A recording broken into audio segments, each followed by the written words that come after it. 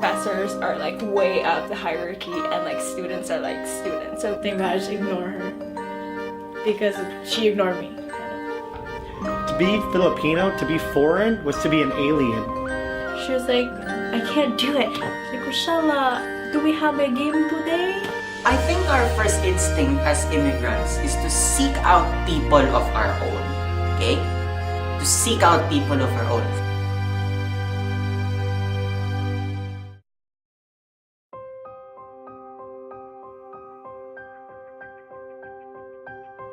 In February of 2011, Jason Kenney, the Minister of Citizenship and Immigration, announced that Canada has welcomed 280,636 permanent residents, the highest number of immigrants Canada admitted in more than 50 years. He says that while other Western countries cut back on immigration during the recession, our government kept legal immigration levels high in support of the country's economic action plan.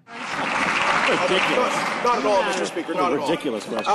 Mr. Speaker, under this government, we have reversed a shameful record of neglect of immigration by our Liberal predecessors. Right on. We have increased the budget of the Immigration Department by 57%. We've increased immigrant settlement funding by $1.4 billion. This is the first year in a generation where the backlog for skilled federal workers will be going down rather than up. When they took office, Mr. Speaker, the backlog was under 50,000. They drove it up to over 800,000, Mr. Speaker. This government is taking action for new Canadians and for our economy. Right on. New Canadians. That's what we're called. But really, what goes on inside the immigrant's imagination? To answer that, I asked some friends, both immigrant and non-immigrant, just so I could make sense of what it is like to live on opposite worlds.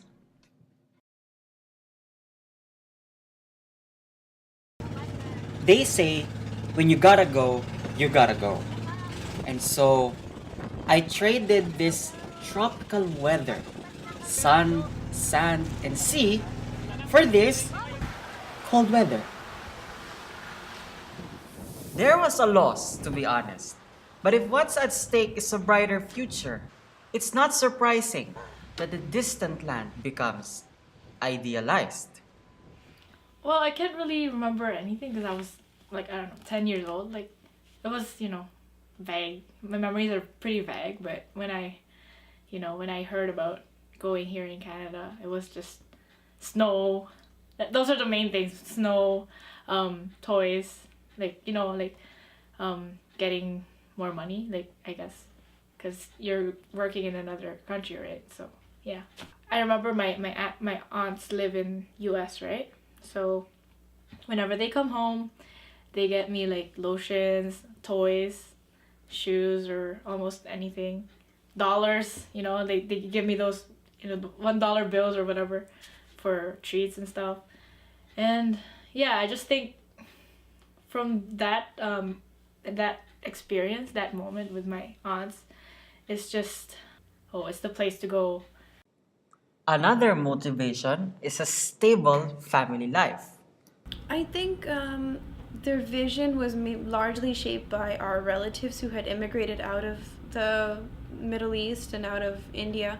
Things like, if you go to other countries, in the long run you have access to freedom in terms of political rights and education, and just an opportunity to really, I guess it's not Canadian, but live that American dream of pursuing life, liberty, and the pursuit of happiness. But honeymoons come to an end, and the once flashy vision of the distant land becomes tainted with disappointment.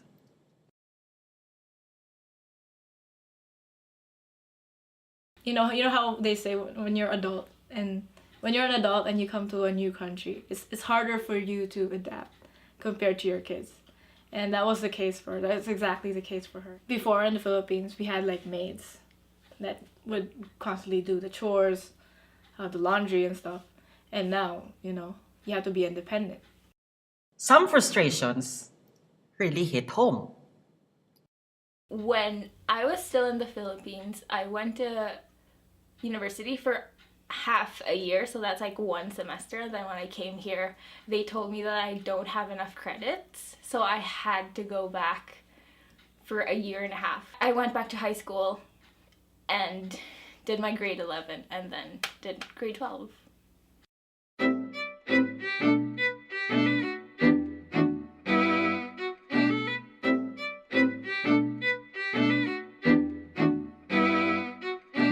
I told myself from the first day that I would not try to blend in. I'll do this for the sake of doing it. Like, I'll just get the credits, I'll go to school, I'll do everything. I won't try to adjust, because this is not, like, I don't want to accept the fact that I have to go back to high school because I was in university. Like, I'm not supposed to be in this environment. You know, every time I watch Marianne's interview, I always end up having to qualify every single thing that she says, because if you're just thinking of it from an outside perspective, you would really end up saying that she is this very, very snarky human being that never said anything good about the country, that she's so negative, that she thinks that she's all that, and best of all, that she's a because she never did anything but just to out at the system, when in fact the country, Canada for that matter, didn't even invite her here. She just went here on her own together with her family. I guess I can understand where she is coming from, because you see, I myself am a transfer student, and if you're going to be told that you cannot continue in this university career any further because you lack enough credits, you see, that pretty much resonates to you as a rejection of your capabilities as a student. Not entirely by the high school system, but at least her capabilities, her own abilities as a student was rejected, and she was told that she was not good enough.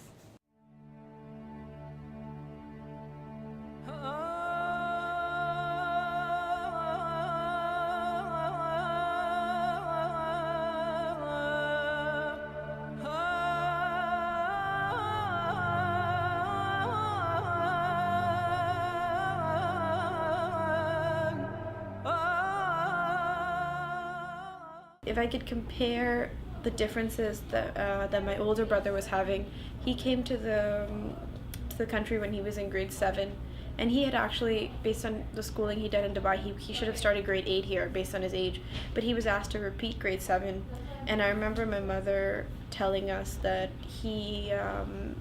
that what the school was doing to him was unfair because they weren't recognizing foreign credit systems fairly, and he really was smart enough to easily do grade 8 and go straight into that stream, and that was proved really quickly by the fact that when he was put back into grade 7 here, he found the curriculum too easy. So it was a lot rougher, I think, for him to have to adjust to school. You know, I guess of all the wishes that an immigrant could ever make, the most poignant of which is that he or she may have as many friends as possible. And what better way to have a friend than from within your racial category? You would normally think that relations or friendships between people of the same race will go pretty well. But I don't really think that was my experience at all, because unfortunately, my very first encounter with a Filipina Canadian didn't really go well. I felt disconnected with them.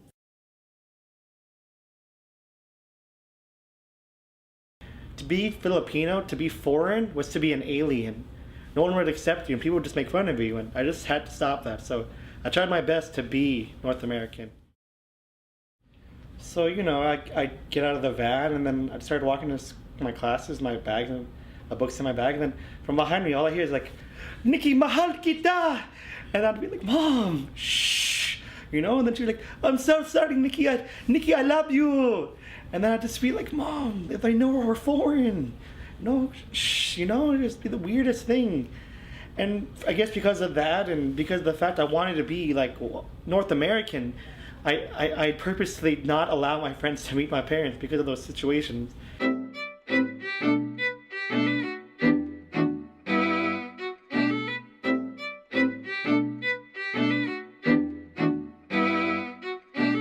Throughout elementary, because of the fact that everyone around me, you know, wanted to be like North American, they wanted to be like the cool things they saw on TV. Yeah, I felt pretty embarrassed to be Filipino. But then I got into high school, I went to Lieberman, and then I guess around grade 10 or grade 11, I started looking for a type of an identity.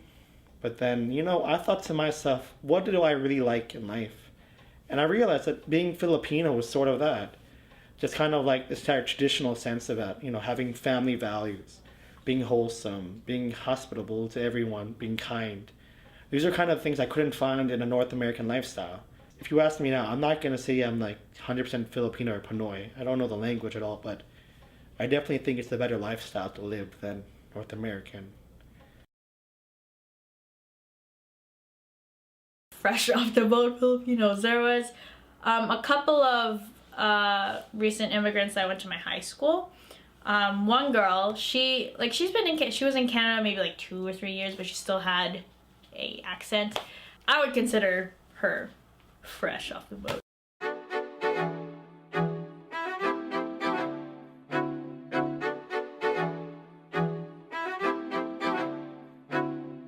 I don't know if she was really excited to talk to me, but I was one of the only girls that she talked to on the team because my team was predominantly white, Caucasian. So I guess she would feel more comfortable talking to me than she would with like the other girls on the team. I was definitely the most patient with her just because everyone else didn't understand, I guess. But yeah, I guess I was the only one that she would really converse with. Instead of running from it and being embarrassed like all my other friends were, I kind of appreciated it.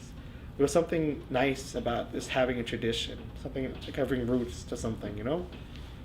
Yeah, she had, yeah, it was a very thick accent, yeah. Like how? Are you gonna make me? She was like, I can't do it. It's like, Rochelle, do we have a game today? Are we going to practice later? Like if I was to take Tagalog classes, back then, well, I do kind of wish now that I went.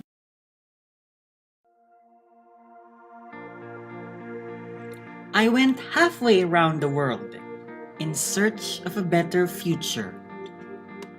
And I'm pinning my hopes on this new country. Nobody said it was going to be easy. After all, frustrations surely come after the honeymoon period. But I guess that's just the fact of immigrating. You can never know what will happen until it happens to you. So until things settle down and become second nature, I will still be living on opposite worlds, hoping that someday these worlds will become one again. My name is Jem, and this is my story.